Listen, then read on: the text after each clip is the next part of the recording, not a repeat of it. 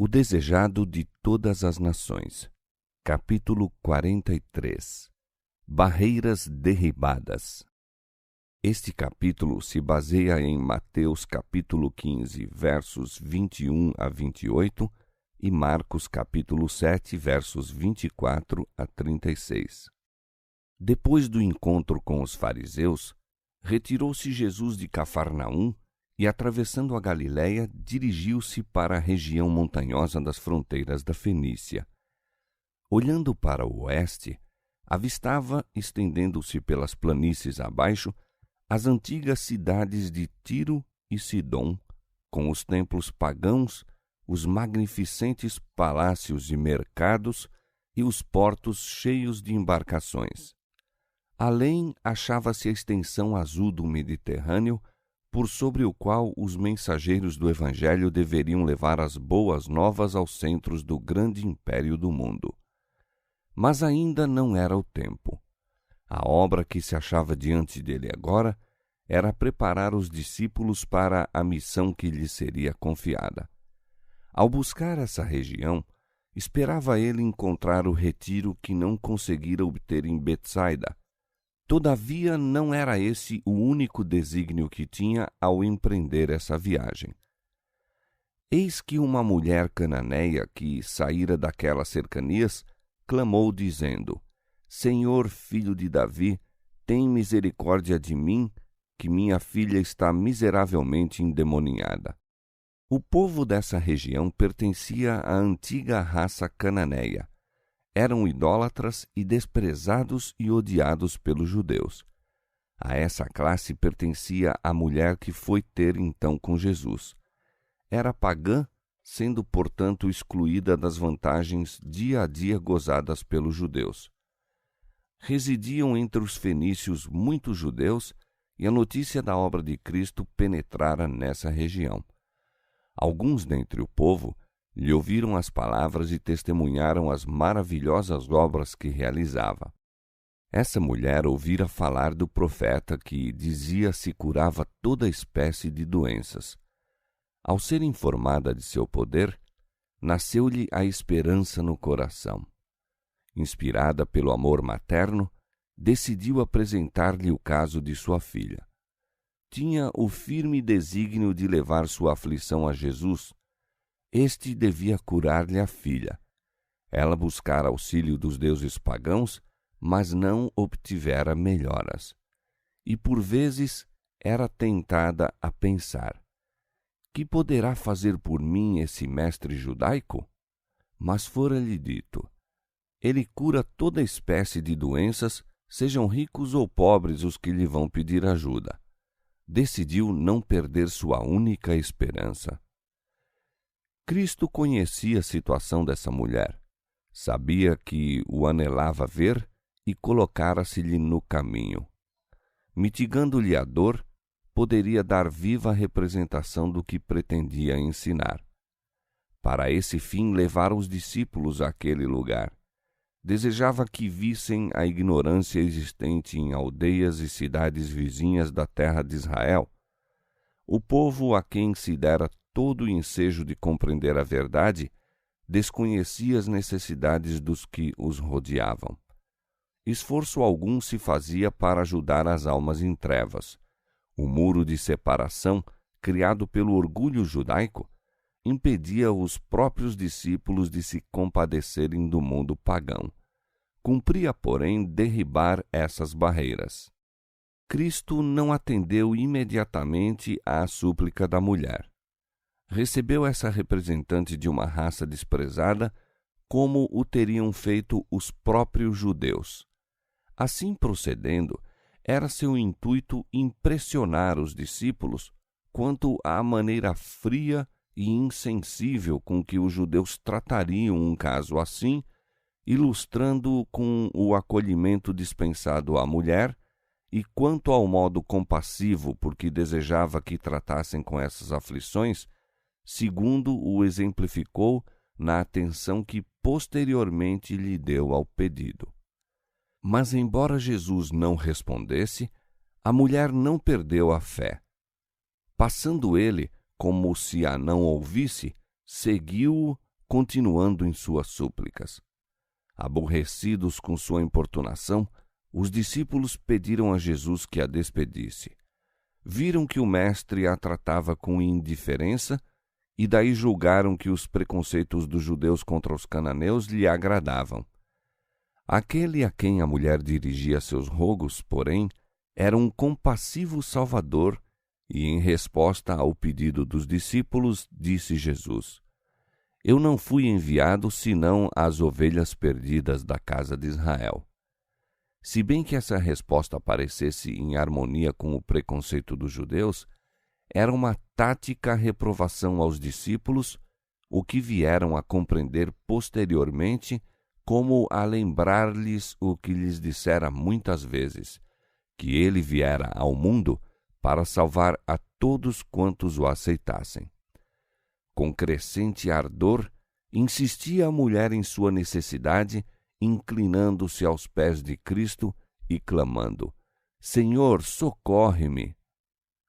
Aparentemente, ainda lhe desprezando as súplicas, segundo o insensível preconceito judaico, respondeu Jesus: Não é bom pegar do pão dos filhos e deitá-lo aos cachorrinhos. Com isso, afirmava, por assim dizer, que não era justo desperdiçar com os estrangeiros inimigos de Israel as bênçãos trazidas ao favorecido povo de Deus. Essa resposta teria desanimado inteiramente qualquer suplicante menos fervoroso. Mas a mulher viu que chegara sua oportunidade. Sob a aparente recusa de Cristo, viu a compaixão que ele não podia dissimular. Sim, Senhor, respondeu ela, mas também os cachorrinhos comem das migalhas que caem da mesa dos seus senhores. Enquanto os filhos da casa comem à mesa paterna, os cães não são deixados sem alimento. Têm direito às migalhas que caem da mesa abundantemente provida. Assim, se bem que muitas fossem as bênçãos concedidas a Israel, não haveria também uma para ela? Era considerada como um cão. Não teria então também o direito de um cão a uma migalha de sua munificência? Jesus acabava de partir de seu campo de labor, porque os escribas e fariseus estavam procurando tirar-lhe a vida. Murmuravam e queixavam-se, manifestavam incredulidade e azedume e recusavam a salvação tão abundantemente a eles oferecida.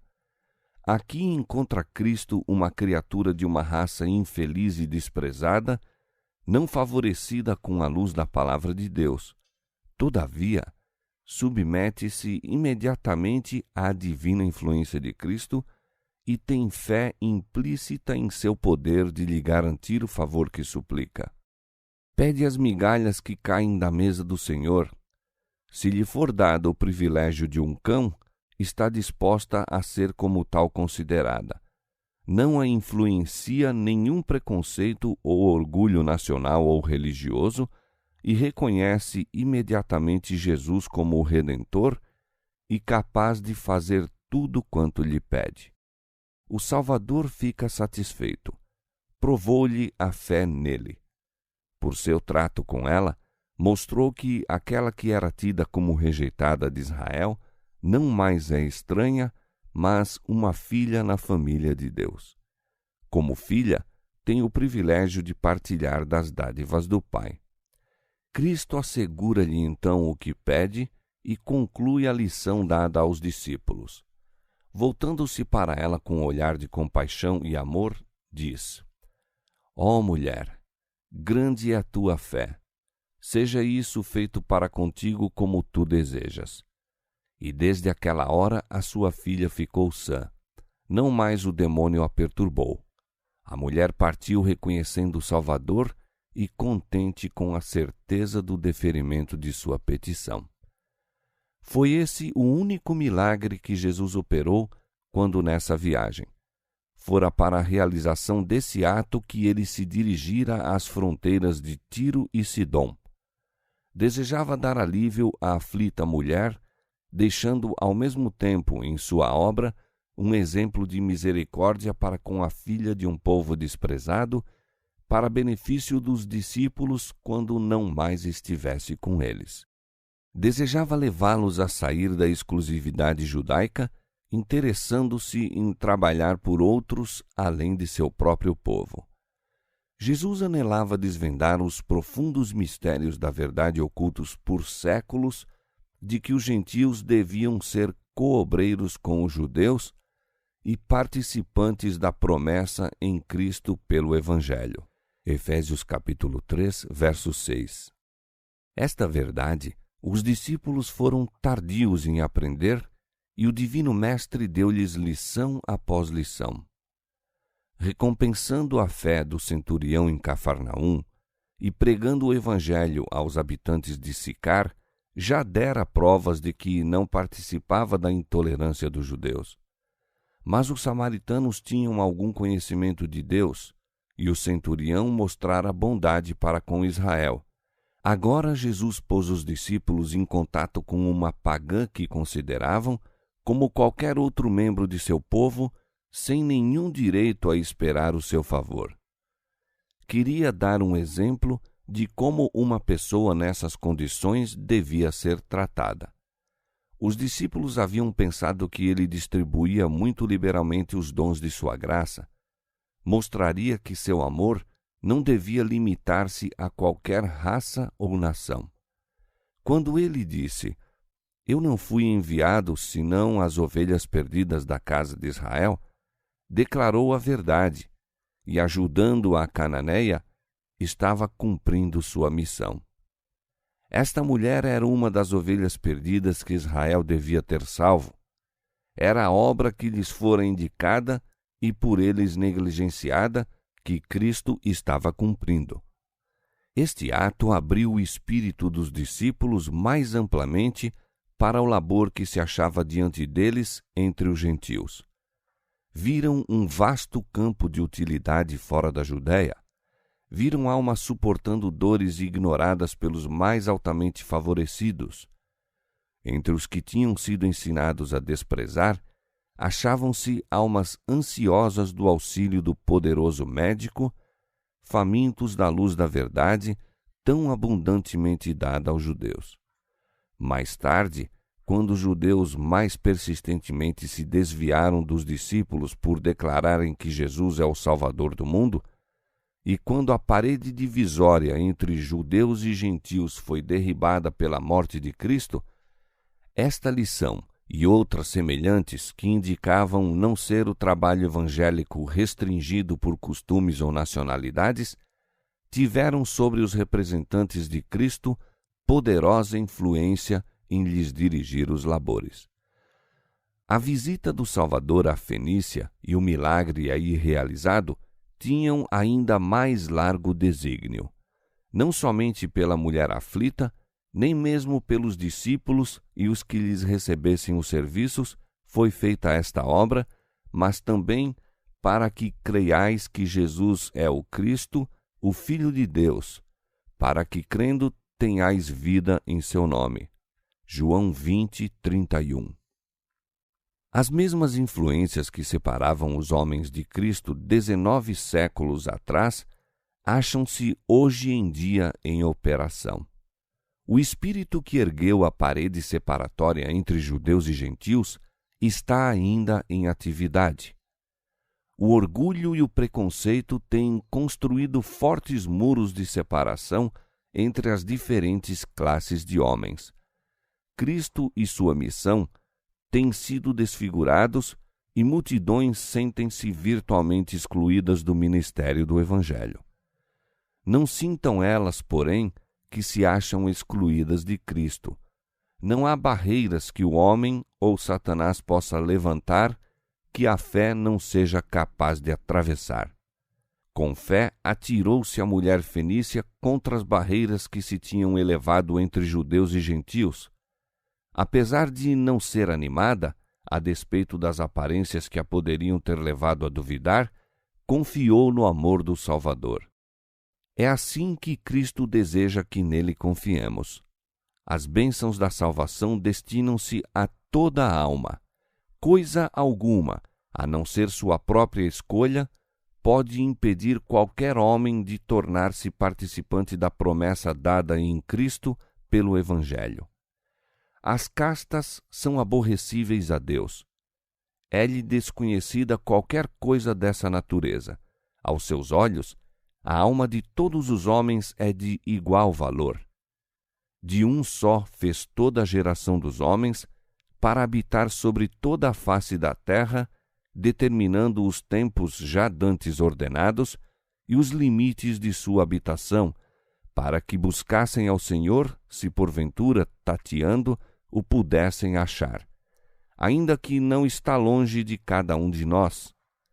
Sem distinção de idade ou categoria, de nacionalidade ou de privilégio religioso, são todos convidados a ir a ele e viver. Todo aquele que nele crer não será confundido, porquanto não há diferença. Nisto não há judeu nem grego, não há servo nem livre. O rico e o pobre se encontram. A todos os fez o Senhor. O mesmo é o Senhor de todos os que o invocam, porque todo aquele que invocar o nome do Senhor será salvo. Atos capítulo 17, versos 26 e 27, Gálatas capítulo 3, verso 28, Provérbios capítulo 22, verso 2 e Romanos capítulo 10, versos 11 a 13.